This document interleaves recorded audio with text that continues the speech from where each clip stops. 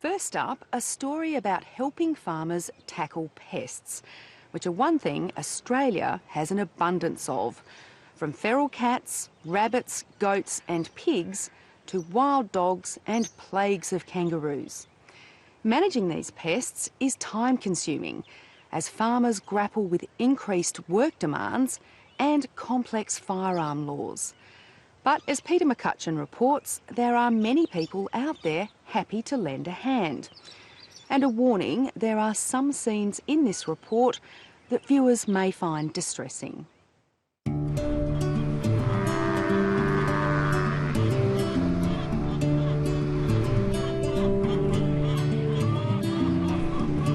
It's a hard day's slog at the Andersons' cropping, feedlot and cattle breeding property in central Queensland.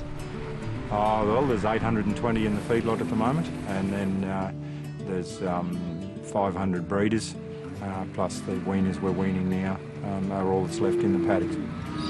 And today there's a couple more mouths to feed. 2 armed men on patrol.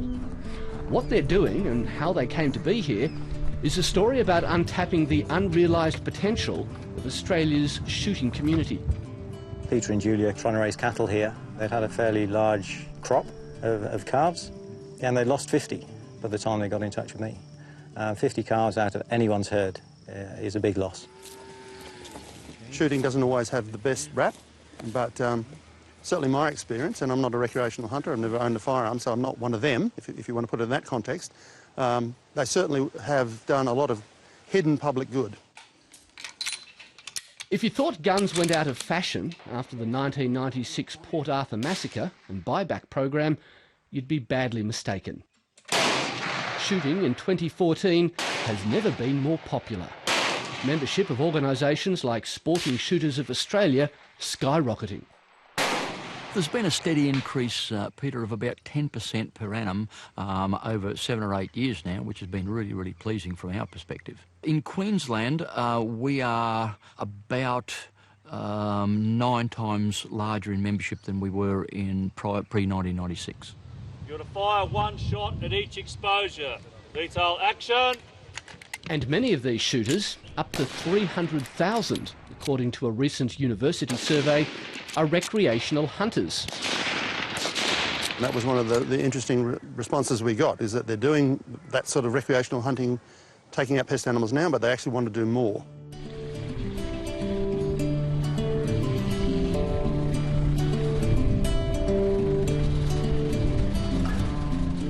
And there's a lot more that needs to be done on properties like the Andersons' farm. The Andersons are still recovering from a wild dog attack on their herd earlier this year. It was deeply disturbing. Some of the calves, I reckon they'd only been born a few hours when they were killed, like it was, they just didn't have a chance, Not with 6 dogs in a pack, yeah, that's when they do the damage. And it was just horrific, and I could just see cows not mothered up to their calves, and it was just such a distressing time. And Peter eventually came up and picked me up in the ute, and we went round and checked them all and made sure they were all mothered up on dark, but yeah, it was just night after night. It was very distressing. In just weeks, they lost up to 40 calves. And we felt terribly guilty, like we could have done more or something, but Peter's often very busy that time of day because it's a mixed farming enterprise. We don't stop. He'd have to be on the spray rig or doing something else or mixing feed or something, and I would be left, with the children and, yeah, hearing this noise pretty close to home. Now, Peter Anderson knows how to handle a firearm, but spending hours tracking down elusive and dangerous animals was just too much.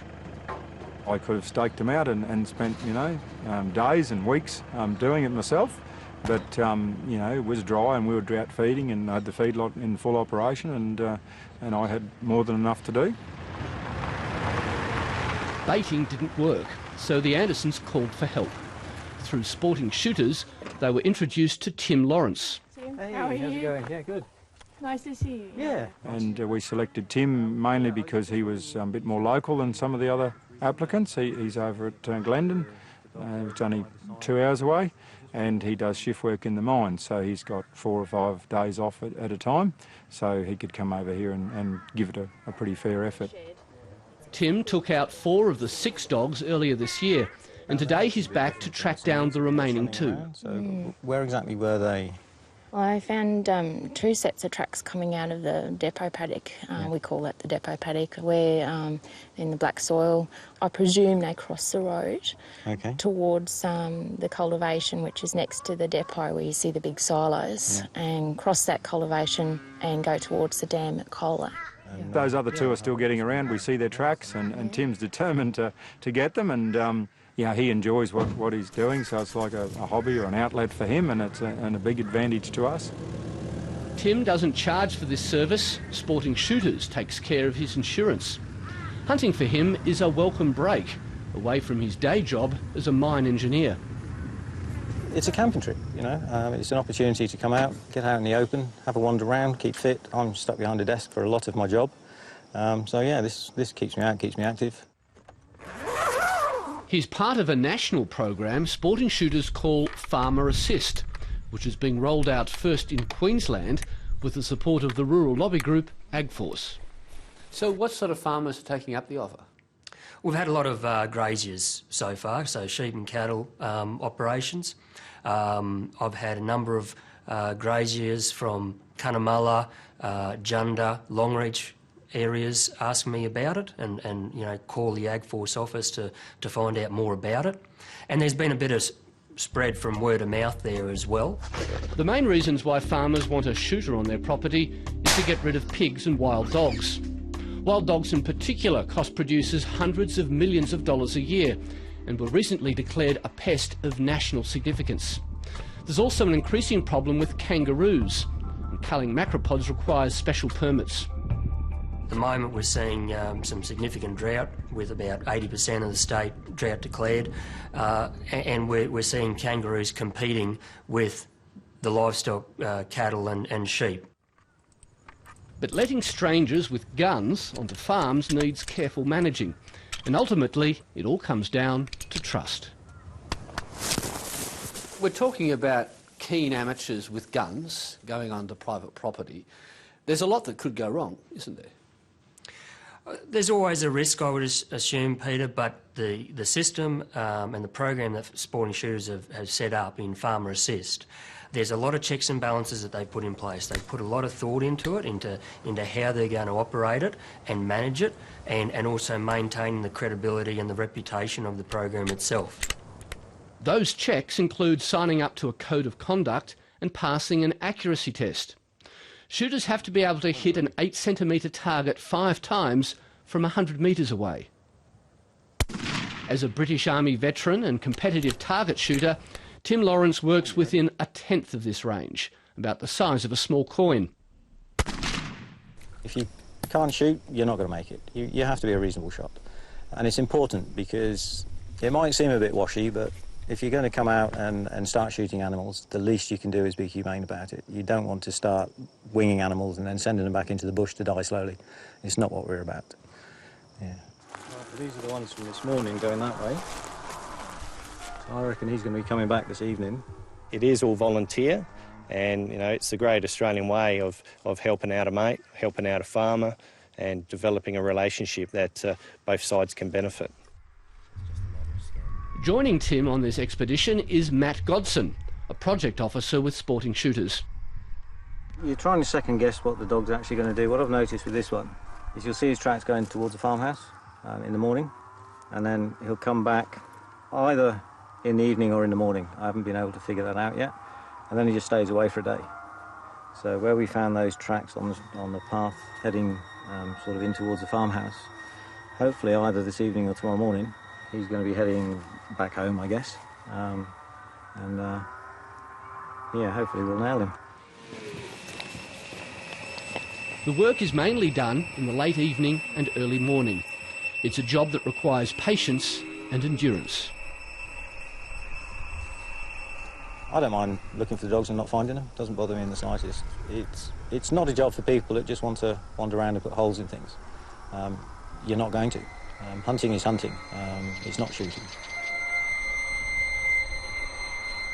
From time to time, Tim looks through his scope for any hint of movement in the bushes, but the evening hours passed without incident.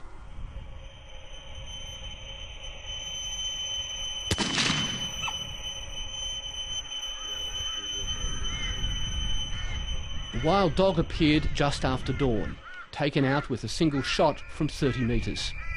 It was a dingo domestic hybrid. There are few of any purebred dingoes in this part of the world.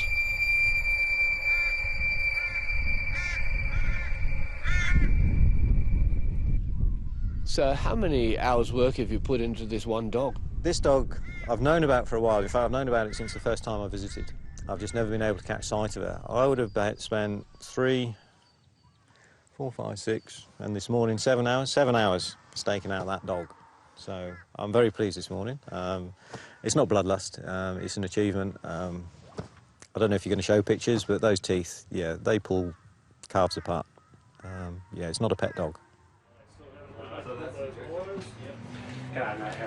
Not too bad, mate. You? Oh, good, thanks, mate. There are other ways recreational hunters could help with land management. According to a recent survey, 77,000 shooters were asked if they'd be prepared to pay an environmental levy every time they bought hunting equipment. Remarkably, most of those surveyed said yes. And we got 60% responding that they would be happy to pay a 5% tax, and another 30% saying they'd be willing to pay a 10% tax for conservation. There is scope for that, Peter. It's proven to be an incredibly successful program in the United States, where it's been operating now for almost 80 years. So I think there's some scope here in Australia. Mind you, there are some real obstacles in the minds of many of our members. Yes, because it's very unusual for an organisation to be advocating its members pay a new tax. Well, as I say, we'd be very, very cautious in promoting that, primarily because I would believe that probably the average Australian is not necessarily convinced that their tax dollar is spent as wisely as it might be, is not managed as wisely as it might be, and they probably, without being too critical, don't necessarily trust governments of any colour to not to keep their hands out of the till.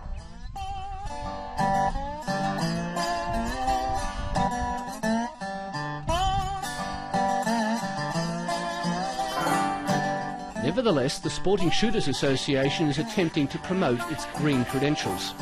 This property, just west of Brisbane, is owned by Sporting Shooters Australia and is a registered nature reserve, despite the fact that it includes a shooting range. Sporting Shooters President Jeff Jones says the Queensland Government is now planning to plant over 100,000 trees here to increase the local koala population. And you'd be the sort of landowner that would be able to keep feral pests under control, I imagine. Most definitely. That's part of the contract that we have with the government. We are obligated to keep the feral animals under control. Will this be seen as a type of rebranding, if you like, of Sporting Shooters? Be more attractive to parts of Australia that have been hostile towards firearms? Well, I suppose it could be construed that way, but I think it's part of, if you like, an evolutionary process. The world is changing, and all sorts of sports and activities need to change along with it.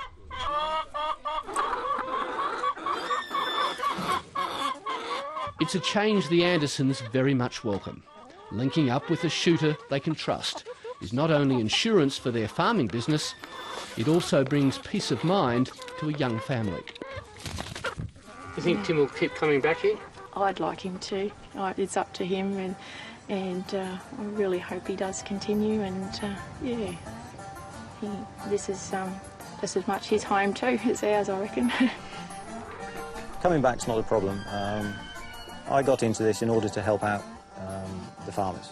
Peter and Julia are wonderful people. They're very keen and happy to see me when I turn up, and that goes a long way towards it as well.